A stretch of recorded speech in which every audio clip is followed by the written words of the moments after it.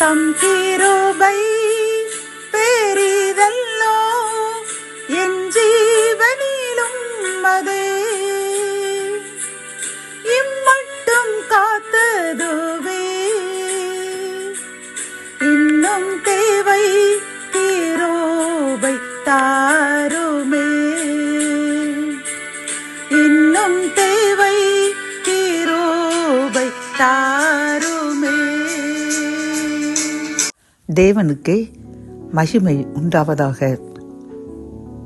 13/1/2026 இன்று நாம் அறியவிருக்கும் கிருபையின் வார்த்தைகள் உபாகமம் 28 அதிகாரம் 11 உனக்கு பரிபூரண நன்மை உண்டாக கட்டளையிடுவார். கத்தோலிக்க வேதாகமம் இவ்வாறு கூறுகின்றது, நலன்களால் நீ நிறைவு பெறும்படி ஆண்டவர் அருள்வார் என்கின்றது. இந்த செய்தியை கேட்டுக்கொண்டிருக்கின்ற என் அன்பு சகோதரனை சகோதரியே, கர்த்தர் இன்று நம்மை பார்த்து கூறுகின்றார், நமக்கு பரிபூரண அதாவது முழுமையான ஆசீர்வாதத்தை தந்து ஆசீர்வதிப்பேன் என்று கூறுகின்றார். பிரியமானவர்களே, ஒரு நலன் 2 நலன் இல்லை, அனைத்து நலன்களும்.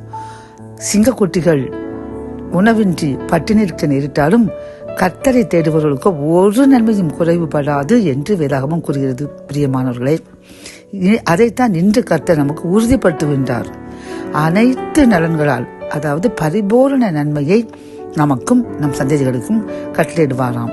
அதற்கு நாம் என்ன செய்ய வேண்டும்? அவருடைய குரலுக்கு செவி கொடுக்க வேண்டும். அவருடைய கட்டளைகளுக்கும் நியமங்களுக்கும் கீழ்ப்படிந்து நடந்தோம் என்றால் இன்றிலிருந்தே பரிபூரண நன்மையை நமக்கும் நம் சந்ததிகளுக்கும் கட்டளையிடுவேன் என்று கர்த்தர் வாக்குரைக்கின்றார். ஆகவே கீழ்ப்படிந்து நடப்போம். அனைத்து நலன்களையும் சம்பூரணமாய் முழுமையாக பெற்று மகிழ்ச்சியுடன் வாழ்வோம். ஜெபம். என் அன்பு தகப்பனே, இந்த கிருபையின் வார்த்தைகள் மூலம் நீர் எங்களுக்கு பரிபூரண அதாவது முழுமையான நிறைவு பெறுவதற்கான அனைத்து நிறைவான ஆசீர்வாதங்களை தந்து ஆசீர்வதிப்பேன் என்று கூறின கிருபைக்காக நன்றி. நாங்களும் உமது கட்டளைகளுக்கும் கற்பனைகளுக்கும் கீழ்ப்படிந்து நடப்போம் என்று உறுதி கூறுகின்றோம். அதை ஏற்றுக்கொள்ளுங்க. எங்களையும் எங்கள் சந்ததிகளையும் பரிபூர்ண நலன்களால் ஆசீர்வதிங்க.